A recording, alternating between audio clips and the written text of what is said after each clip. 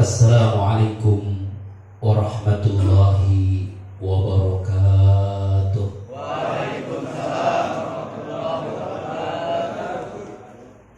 Bismillah, walhamdulillah,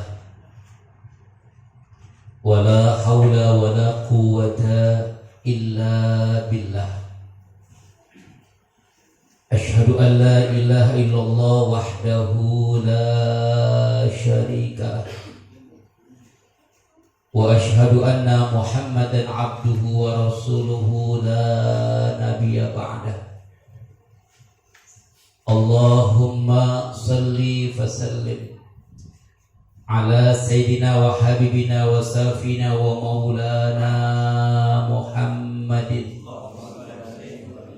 al-fatihi lima uhlika wal khatimi lima sabaqa nasiril haqqi bil haqqi wal hadi ila siratikal mustaqim wa ala alihi haqqa qadrihi wa miqdarihil azim. Amma ba'd,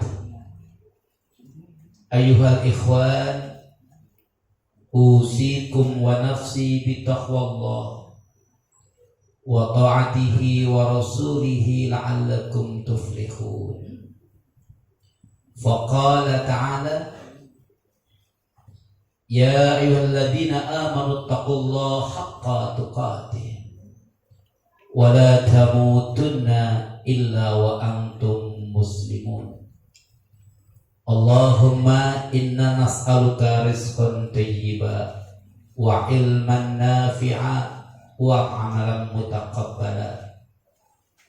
Allahumma aftah lana bi futuhil arifin bi rahmatika ya arhamar rahimin walhamdulillahi rabbil alamin. Al-mukarramin, para alim ulama, para kiai, para habaib, para tuan guru, para ajengan teristimewa, guru kita bersama Mudir PTDI Kiai Haji Sayyid Hamid Hamidan LC, ahinna fillah Kiai Haji Maulana Foso selaku Ketua Dewan Tanfizi Kota PA 212 Jakarta Utara, serta tuan guru yang lainnya. Mohon maaf yang kami tidak bisa sebutkan namanya satu persatu tanpa mengurangi hormat dan takdim kami. Bapak-bapak jamaah rahimakumullah, alhamdulillah malam hari ini Allah kumpulkan kita di majelis yang begitu mulia, satu tempat yang kata Rasulullah kalau ketemu kita disuruh mampir. Satu hari Rasul pernah sampaikan kepada sahabat, kalau engkau menemui, berjumpa dengan taman surganya Allah, mampir. Sahabat tanya, ya Rasulullah, emang ada di dunia taman surganya Allah? Ada majlis zikir, majlis ilmu, majlis taklim. Malam hari ini kita ikut anjuran baginda Rasulullah SAW. Kita hadir, kita kumpul di majlis zikir, majlis taklim, dan majlis ilmu kita di Masjid Al-Istiqamah. Mudah-mudahan kumpulnya kita di majlis yang mulia ini menjadi wasilah turunnya rahmat dan keberkahan Allah Subhanahu wa Ta'ala. Sepulang dari majlis ini, Allah ampuni dosa-dosa kita semua. Amin ya rabbal alamin. Jamaah rahimakumullah, tema malam hari ini begitu luar biasa. terpampang di depan moderasi beragama dalam perspektif Islam. Jadi kayak seminar, Ustaz.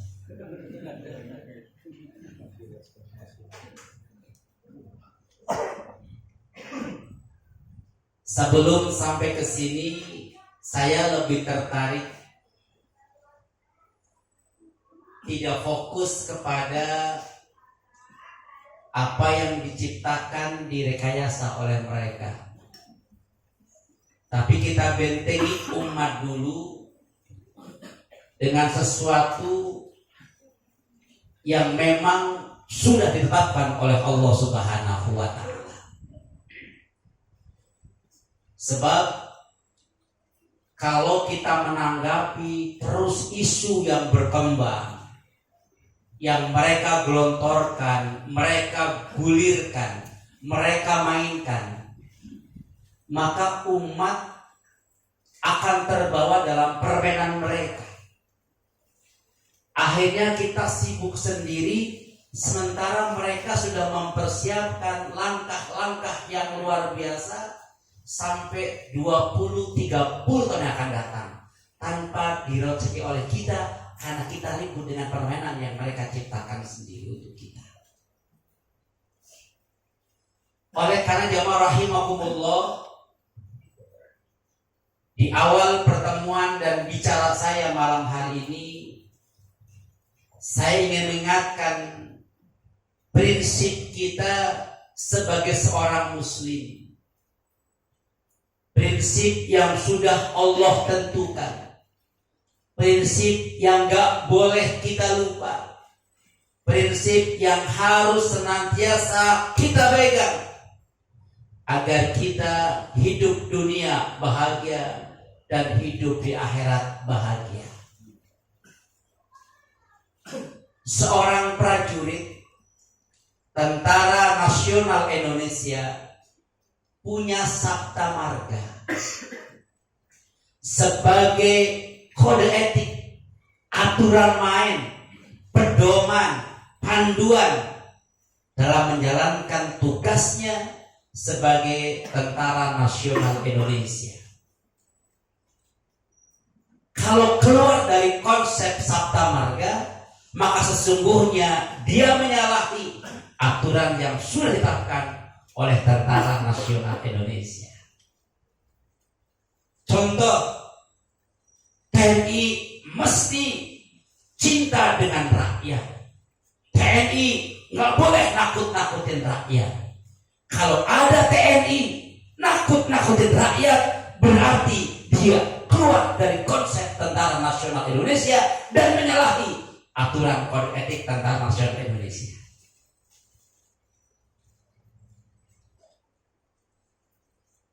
Di Indonesia nggak ada yang begitu, apalagi di sini nggak ada. Yang ada dekat Bojonggede, lewat dikit ada pasar Sawangan, nah belok di situ. Nggak tahu pilihan dari sini apa bukan, saya ngerti juga itu.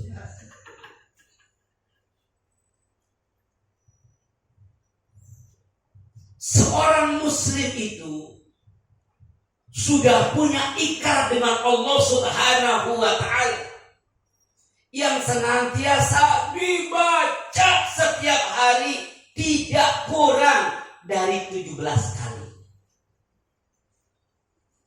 Kita seorang muslim sudah punya ikrar di hadapan Allah yang minimal 17 kali kita baca setiap hari dalam sholat kita. Apa ikrar kita? Apa panduan kita? Apa pedoman kita sebagai seorang muslim? Surat Al-Fatihah. Sesungguhnya surat Al-Fatihah yang kita baca 17 kali setiap hari dalam sholat kita, itulah ikrar kita kepada Allah Subhanahu wa Ta'ala yang harus melekat terpatri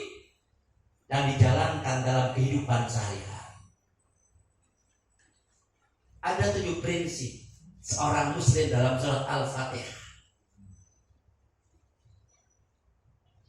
Yang pertama, surat Al-Fatihah itu kita lebih asik ngomongin isinya daripada ngomongin pengucapannya. Nggak usah diterusin, nggak usah dibahas. Ngomong Al-Fatihah nggak usah. Lakolak, biarin aja. Al-Fatihah biarin aja. Jenudin Natsir juga biarin. Kita lihat isinya sebagai prinsip hidup kita seorang muslim. Surat Al-Fatihah itu dimulai dengan bismillah, diakhiri dengan waladdallin. Saya ulang, surat Al-Fatihah dimulai dengan bismillah, diakhiri dengan waladdallin. Prinsipnya apa? Seorang muslim yang hidup karena Allah, yang hidup mencari ridho Allah, yang hidup tujuannya Allah, maka seorang muslim tersebut pantang untuk berbuat zalim.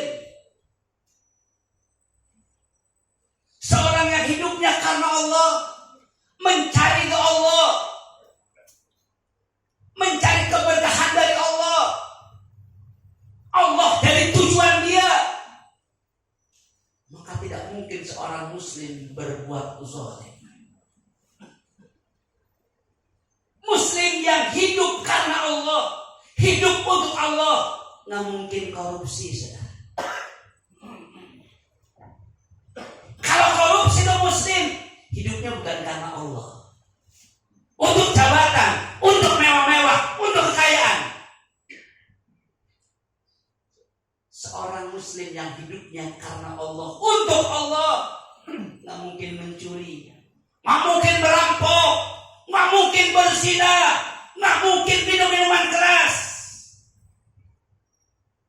karena hidup dia ditutup dengan waladdallin. Nggak akan melakukan sebuah kezaliman.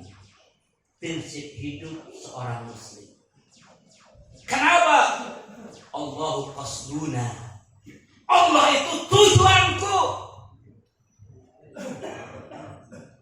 Maka hidupnya bismillah. Asma Allah tersandar dalam dirinya, karena dia yakin Allah gak ridho kalau dia maksiat berbuat zalim.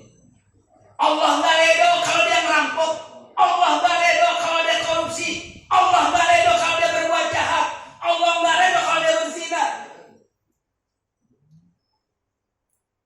Maka prinsip yang pertama dipegang oleh seorang muslim, hidup karena Allah, maka pantang berbuat zalim. Yang kedua, prinsip seorang muslim, alhamdulillahirabbil alamin. Dia pandai bersyukur kepada Allah Subhanahu wa taala. Seorang muslim, apapun yang Allah berikan kepadanya, segala kenikmatan, keadaan apapun yang Allah berikan kepadanya, dia senantiasa bersyukur kepada Allah Subhanahu wa taala. Orang kalau bersyukur, hidup jadi nikmat. Maka janji Allah, kalau kita pandai bersyukur, Allah tambah nikmatnya, bukan jumlahnya. Punya istri satu bersyukur, Allah tambah nikmatnya, belum tentu jumlahnya. Kalaupun jumlahnya itu bonus.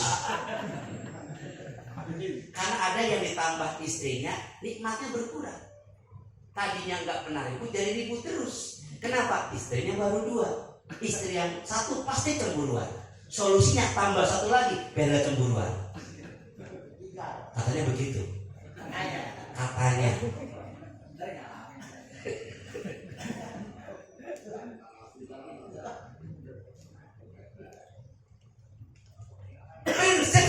muslim, apapun yang Allah berikan kepadanya, segala nikmat yang Allah terima, dia bersyukur kepada Allah Subhanahu wa Ta'ala. Enggak ngeluh. Orang yang suka ngeluh, orang yang dikit-dikit ngeluh, itu tandanya orang kurang bersyukur. Yang namanya hidup pasti capek. Betul. Capek. Jadi karyawan capek. Tukang sayur Capek. Tukang ojek Capek. Guru Capek. Ustadz Capek. dakwah Capek. dengerin ngaji begini capek gak? Capek gak dengerin ngaji?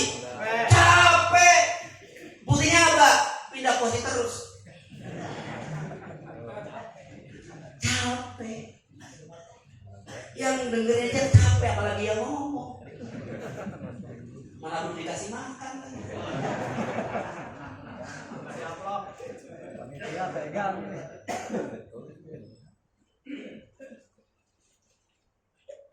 Tapi orang yang bersyukur, Masya Allah, capeknya digunakan untuk mencari Allah Subhanahu wa Ta'ala.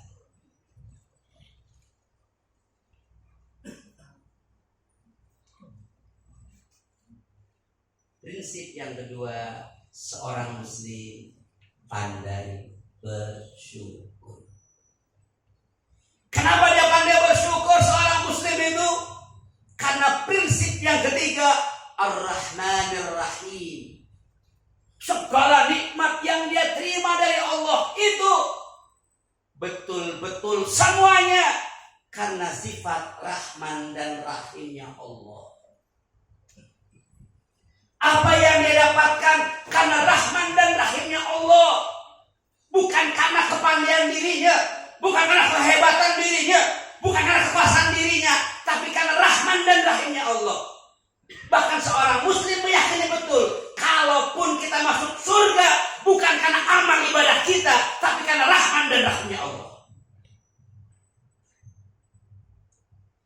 Maka muslim yang punya prinsip Ar-Rahmanir Rahim nggak mungkin sombong. Muslim yang sombong, yang melepaskan konsep Muslim Ar-Rahman Ar-Rahim, merasa semua darinya, merasa semua kehebatan miliknya, merasa semua kekayaan hasil jerih payahnya. Hati-hati. Kalau sombong dipupuk, dihidupkan, dipelihara, hati-hati, bisa jadi Fir'aun. Punya harta sombong, hati-hati, bisa jadi Korun, saudara.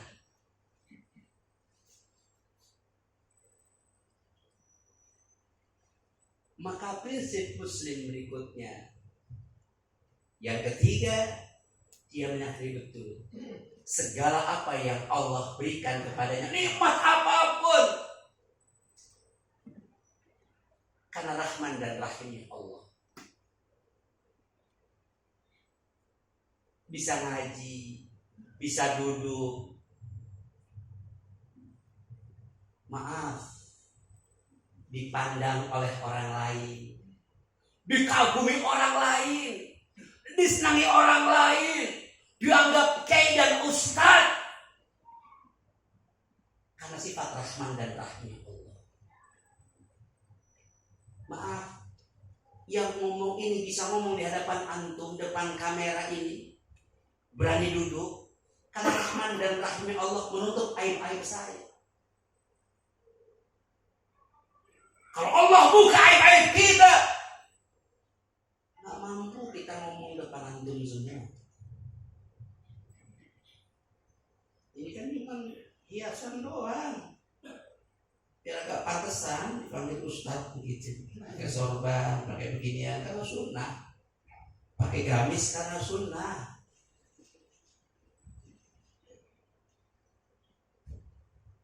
Tapi Rahman dan Rahimnya Allah yang menyertai kita, maka pantang seorang muslim sombong.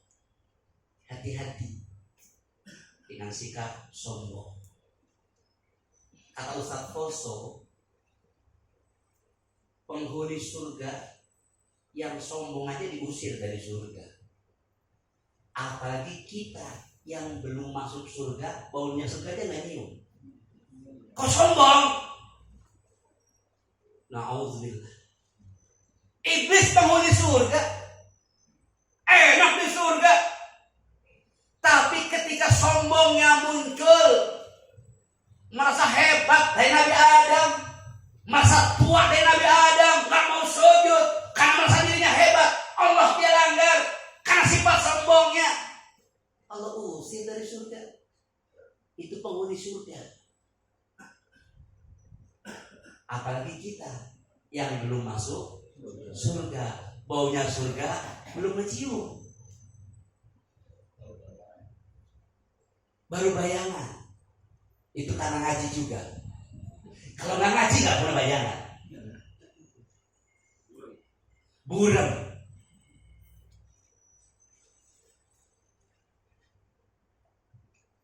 Maka prinsip yang ketiga, apapun yang Allah berikan kepadanya, dia yakin betul karena Rahman dan Rahimnya Allah Subhanahu wa Ta'ala.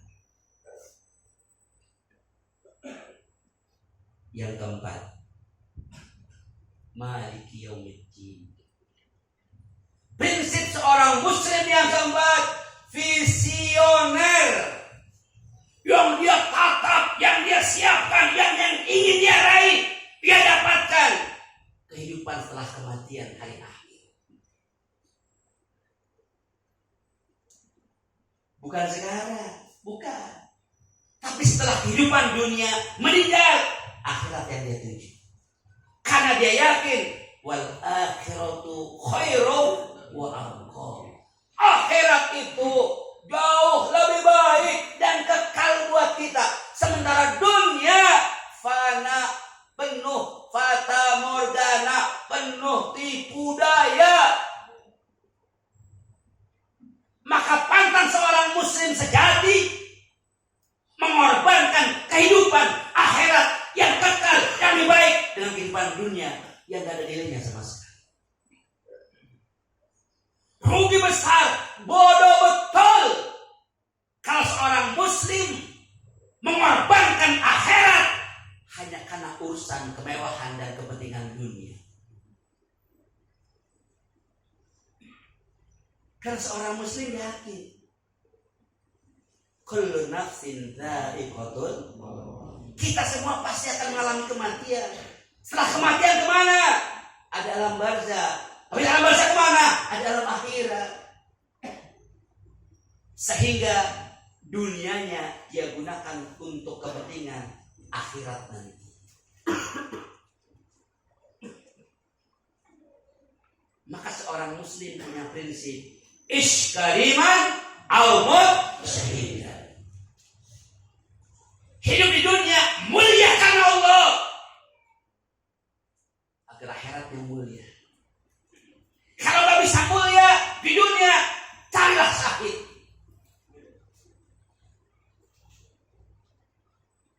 Luar biasa. Ini markas masjid luar biasa. Prinsip itu dipegang kuat.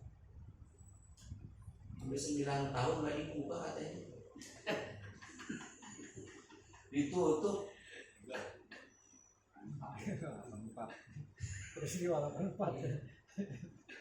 Kenapa? Karena melawan kebatilan, melawan kezaliman, mengenai hak dan yang batil. Ada resikonya pasti. Jangan kaget Ustaz. Habis saya ngisi besok masuk daftar list PTDI. Siap-siap aja. Takbir. Allah. Saya bingung. Yang ngebrontak di Papua, yang bunuh TNI di Papua, yang nembak-nembakin tentara di Papua, yang mau merdeka di Papua. Kenapa jadi pesantren yang dicurigai? Betul tidak? Betul tidak? Om Boy, nggak nyambung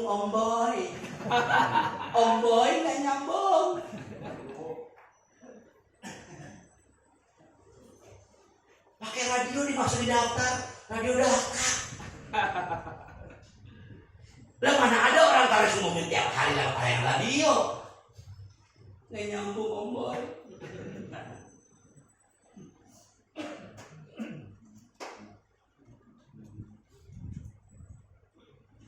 Nggak ada urusan seorang muslim. Yang dia kejar akhirat, kebahagiaan akhirat. Maka prinsip tadi dia pegang. Kalau nggak bisa mulia, ada kesempatan syahid, ya ambil syahid. Luar biasa orang yang mati syahid. 70 orang bisa mendapatkan syafaat. Enam syuhada luar biasa. Di akhir dikasih kesempatan 70 orang untuk diberikan syafaat sama syuhada. Malaskar yang membela ulama habaib yang meninggal kemarin dibantai, disiksa. Saya berani ngomong, dibantai, disiksa. Kenapa? Saya lihat jenazahnya, saya mandiin. Saya lihat kok. Setelah saya lihat, saya punya penilaian. Emang dibantai, emang dibunuh, emang disiksa. Setelah saya lihat jenazahnya,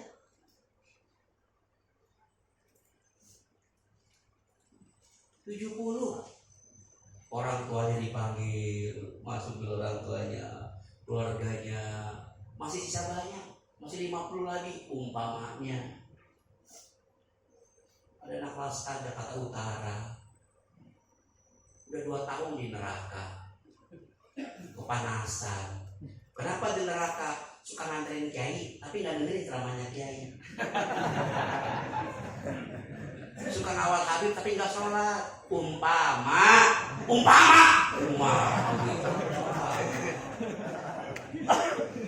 Udah 2 tahun di neraka.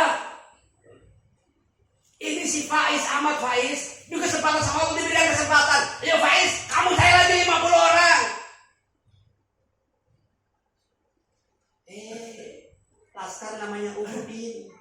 Si Udin teriak-teriak, buat temen lo dulu kan ngawal bareng Lah kalau di situ, iya, kan gua ngawal gua kagak sholat, kan gua ngawal jarang ngaji juga, yang dikawal ceramah gua kan rokok di sono, umpama.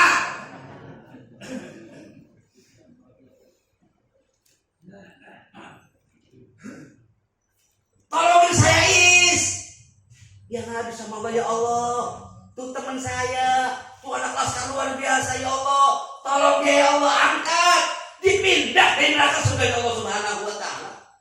Syafaat syuhada luar biasa.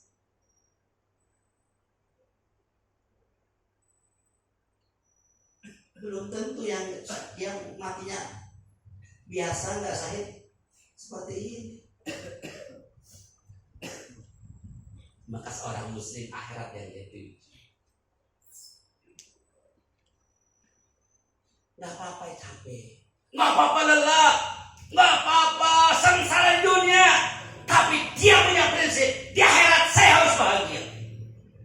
Visioner seorang muslim saja. Maka gak akan dia korbankan akhirat dengan dunia yang gak seberapa. Hati-hati. Banyak muslim saudara kita yang mengorbankan akhirat untuk kepentingan dunia yang gak seberapa.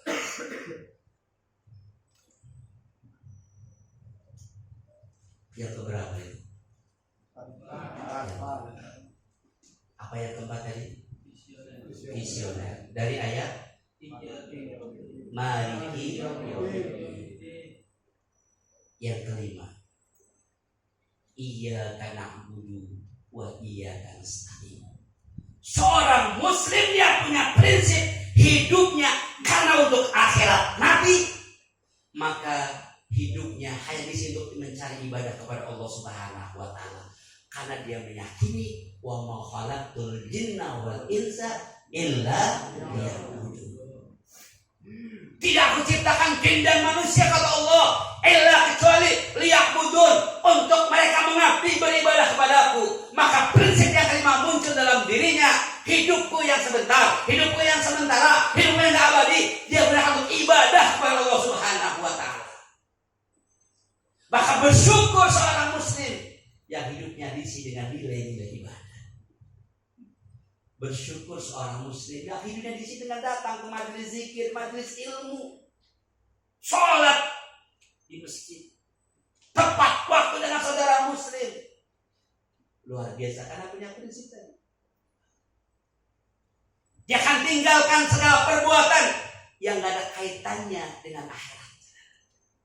Dia gak mau aktivitasnya gak bernilai ibadah di sisi Allah Subhanahu wa Ta'ala. Maka innamal a'malu binniyat, dia pakai dalam dirinya. Segala perbuatan itu oleh niat kita untuk mencari ibadah kepada Allah Subhanahu wa Ta'ala. Karena memang tugas kita manusia, untuk ibadah kepada Allah Subhanahu wa Ta'ala.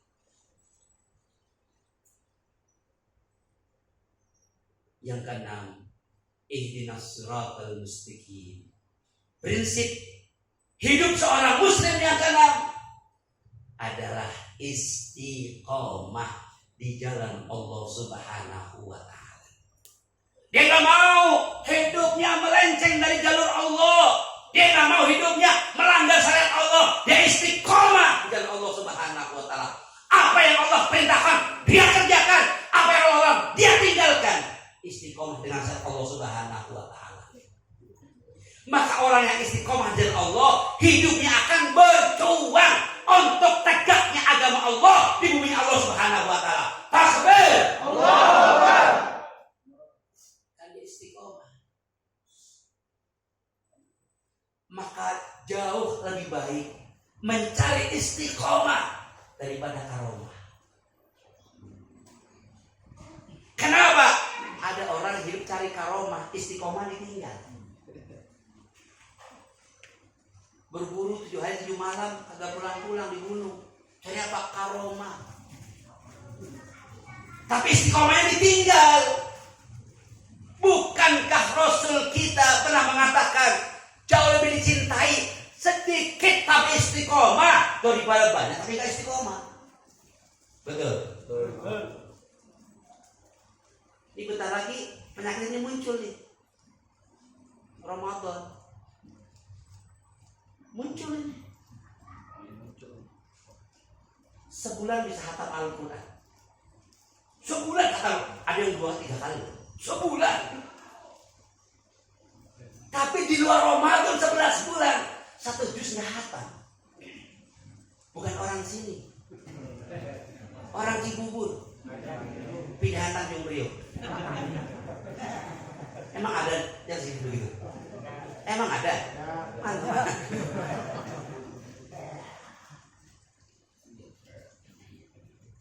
Maaf. Ramadan masuk, qiyamul lail sampai 2-3 rakaat dia salat malam. Ramadan lewat 2 rakaat tahajud ditinggalin sudah. Ada yang begitu? Banyak. Cari istiqomah. Dalam apa istiqomahnya? Ihdinas siratal mustaqim. Jalan yang lurus yang menuju surga Allah Subhanahu wa Ta'ala. Artinya apa? Syariat Allah. Dia pegang. Dia tidak akan biarkan hidupnya melanggar syariat Allah Subhanahu wa Ta'ala. Bahkan dia berjuang untuk tegaknya syariat Allah Subhanahu wa Ta'ala. Tidak ada urusan. Mau difitnah, mau dicaci, mau dimaki, untuk tegaknya syariat Allah tidak ada urusan. Risiko sebuah perjuangan. Kenapa? Karena sunnatullah, setiap menegakkan kebenaran pasti ada hambatannya, pasti ada tantangannya, pasti ada rintangannya. Sunnatullah. Tidak mungkin kita menegakkan kebenaran, menegakkan agama Allah tanpa rintangan, tanpa hambatan. Gak mungkin. Alhamdulillahilladzi khalaqas samawati wal ardh wa ja'ala adh-dhulumati wan nur. Seperti siang dan malam, langit dan bumi berpasangan. Maka adz-dhulumat wan nur, Artinya apa? Untuk menegakkan cahaya Allah, dinul Islam, an-nur, ada al-zulumat. Dan ingat, al-zulumat jama' banyak, an-nur tunggal. Kebenaran tunggal, datang dari Allah. Sementara al-zulumat penghalangnya, rintangannya, kejahatannya, kebatilannya berbagai macam. Jama'. Banyak dukungannya, banyak sokongannya, bahkan banyak buzzernya. Al-zulumat. Allah udah tegasin tuh.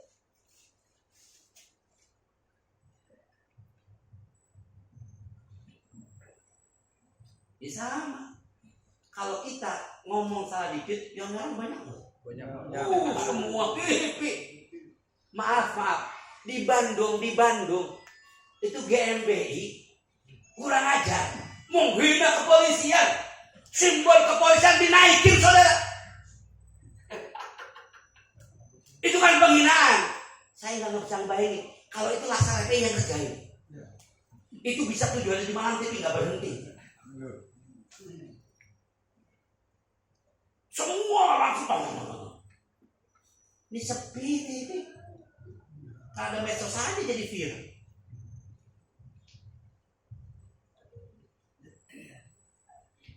Maaf, andaikan yang menghina orang Sunda Habib Rizik itu yang ngomong tuh kan pakai Sunda pecat.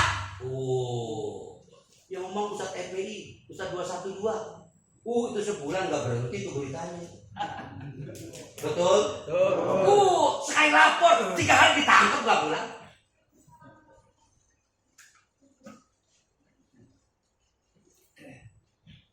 Mereka yang bicara, apa yang udah dipanggil? Apa yang ditangkap? Enggak. Jadi sunatullah. Kalau menegakkan kebenaran yang datang dari Allah, pasti hambatan, tantangan, rintangannya banyak. Jangankan kita, Rasulullah, Nabi kita yang lemah lembut, nggak pernah nyakitin orang, yang ramah, pun musuhnya banyak. Difitnah tukang gila, difitnah tukang sihir, difitnah tukang bohong. Itu Nabi Muhammad, Rasul kita yang lemah lembut, ramah, nggak pernah nyakitin orang. Kok kita baru ustadz, pengennya nggak ada yang nyerang kita. Itu tukang cilok atau saya mulai jadi ustadz.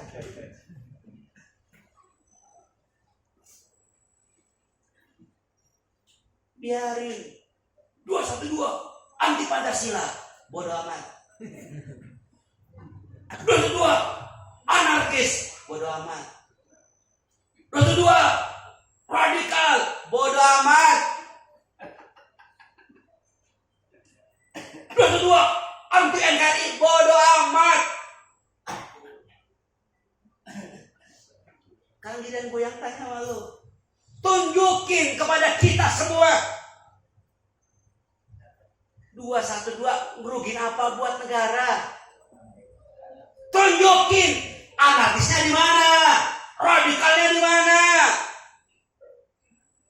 anti Pancasila di mana, tunjukin.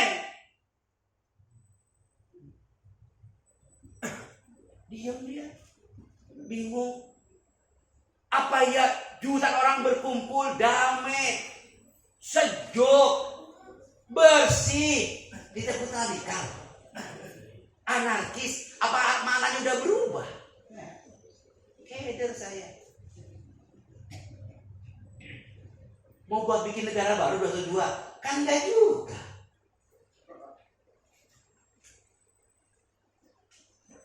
Ustaz Haikal kemarin mau ceramah dilarang, mau dakwah dilarang. Lu anarkis, lah artis siapa? Kan lu yang larang orang ceramah. Kenapa jadi yang ceramah yang bilang anarkis, bego?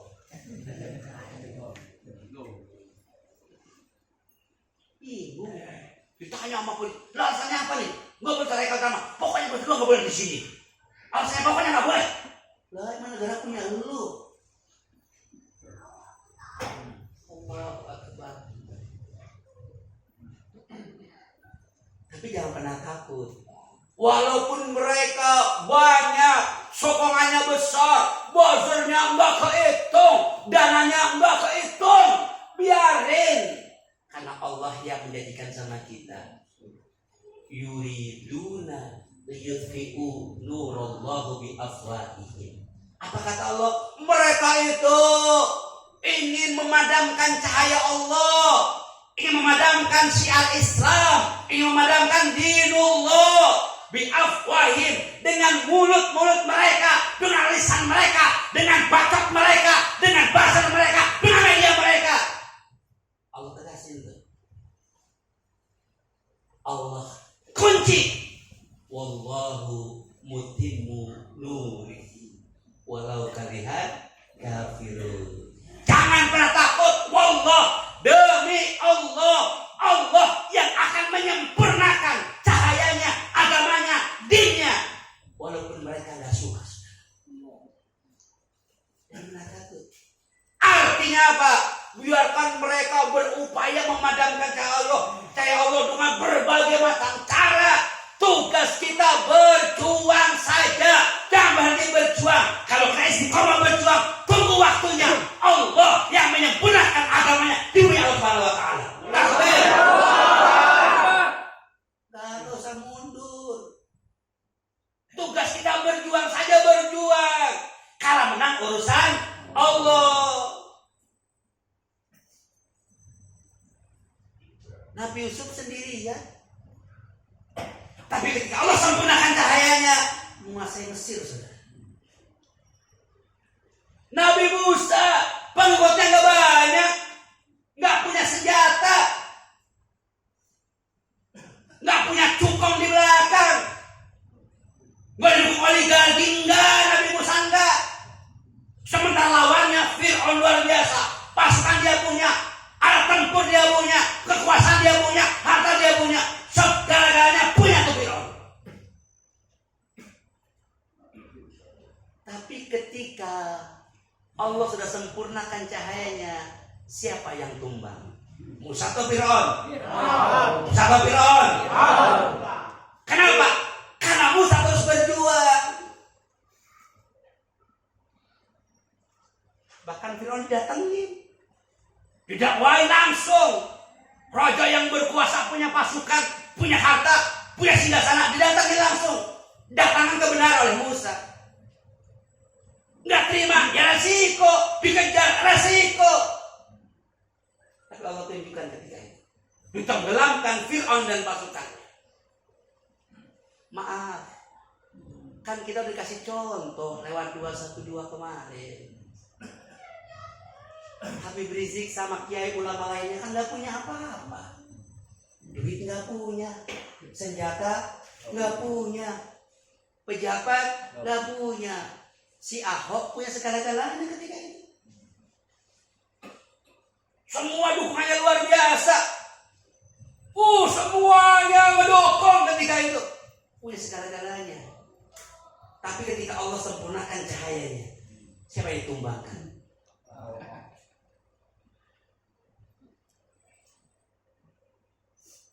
Wabi'ayyi ala'i rabbikuma tukadziban. Nikmat Tuhanmu mana yang kau dustakan?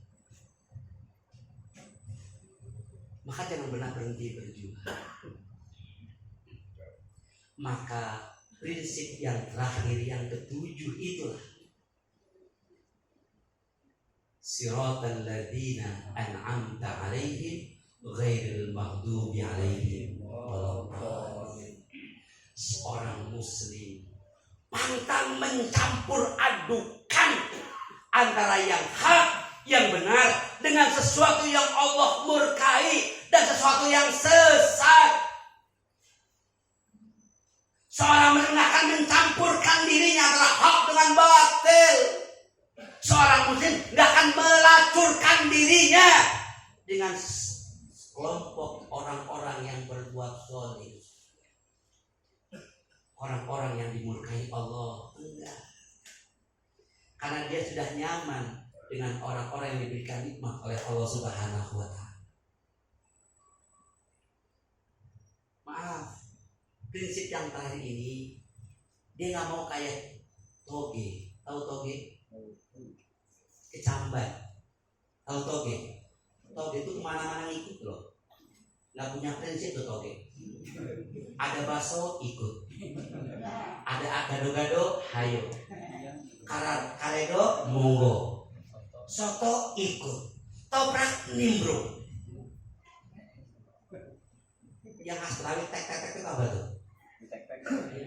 Yang goreng-goreng itu. Toge goreng. Apalagi? Kemana-mana ngikut itu.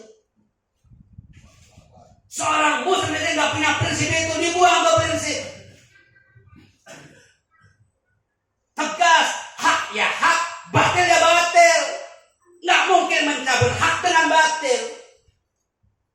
Kan sekarang banyak, walaupun ustaz, kiai kan banyak, sama yang baik ikut, sama pembunuh ikut juga, sama yang baik nimbrung, sama yang zolim paling depan. Ada yang begitu? Ada yang begitu? Ada bapaknya? Ada bapaknya?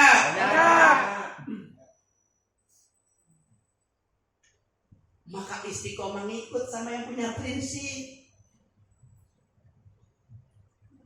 Nggak apa-apa di penjara, tapi punya prinsip. Ikutin daripada di istana nggak punya prinsip, saudara.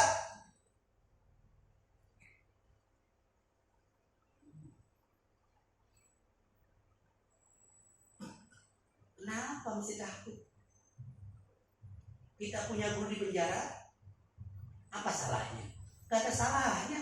Orang dia sakit doang berobat. Cuma ngomong alhamdulillah sehat 4 tahun. Alhamdulillah sehat 4 tahun. Ngomong gitu doang. Jujur kalau obat rumah sakit dirawat, ditanya sama orang, bagaimana Pak kesehatannya? Padahal masih sakit di rumah sakit. Ditanya sama orang, bagaimana Pak keadaannya? Coba Pak. Alhamdulillah. Kayaknya kan doa. Nah kan imam kita cuma ngomong gitu doang 4 tahun. Lebih mulia daripada partai yang korupsi. Betul? Betul.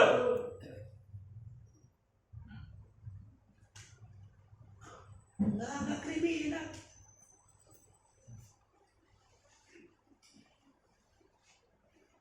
Please. Kamu jangan meragukan. Maka moderasi itu dilihat dulu. Kalau isinya melanggar syariat Allah, menghalalkan yang haram, menghalalkan perzinahan, menghalalkan nikah beda agama, menghalalkan nikah sejenis, wajib hukumnya moderasi kita tolak, saudara. Kenapa? Melanggar syariat. Kalau melanggar syariat, bodo amat. Tapi kalau melanggar syariat, wajib ditolak. Kalau isi moderasi mengacak-acak akidah umat, merusak akidah umat, wajib lawan.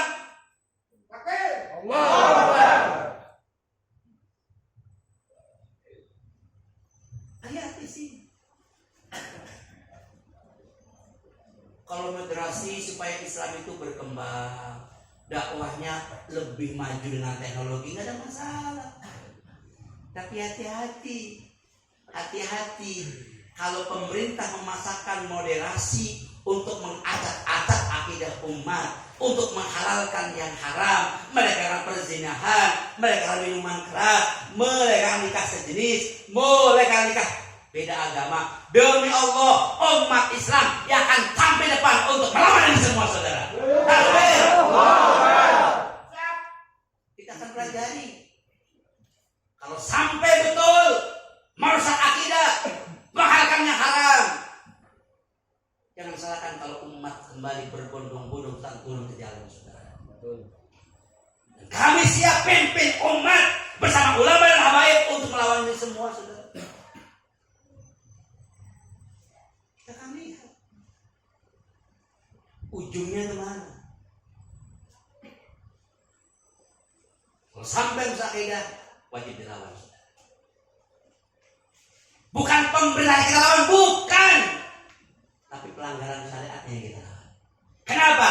Berarti melanggar undang-undang dasar juga. Kan boleh dibiarin.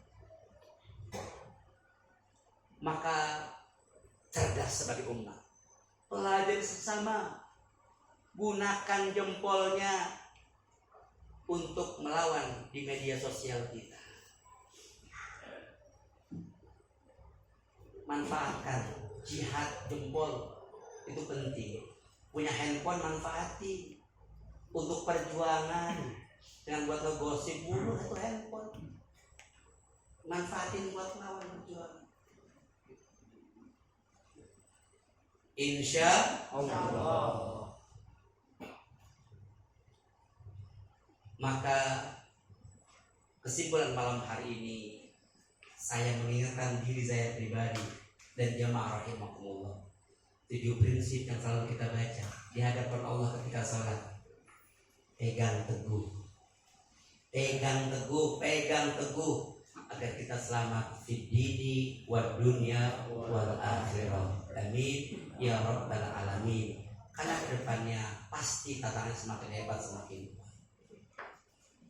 Kalau kita lepas dari prinsip itu, yang Allah sudah 17 kali perintahkan sama kita, kita bisa kayak seperti yang diceritakan oleh Rasulullah, seperti buaya di lautan, ngambang sana kemari nggak punya tujuan, walaupun jumlahnya banyak, karena nggak punya prinsip.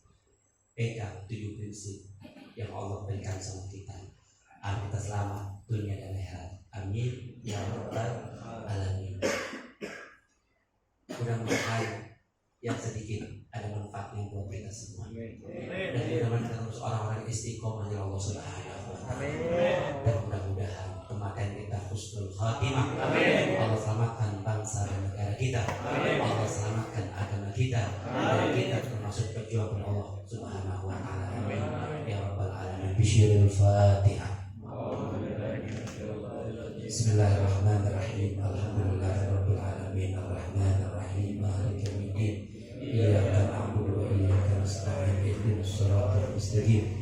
Shiratal ladzina an'amta 'alaihim ghairil maghdubi 'alaihim waladdallin.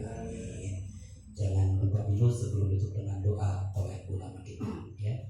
Kurang lebih yang maaf, wabillahi taufiq wal hidayah. Wassalamualaikum warahmatullahi wabarakatuh.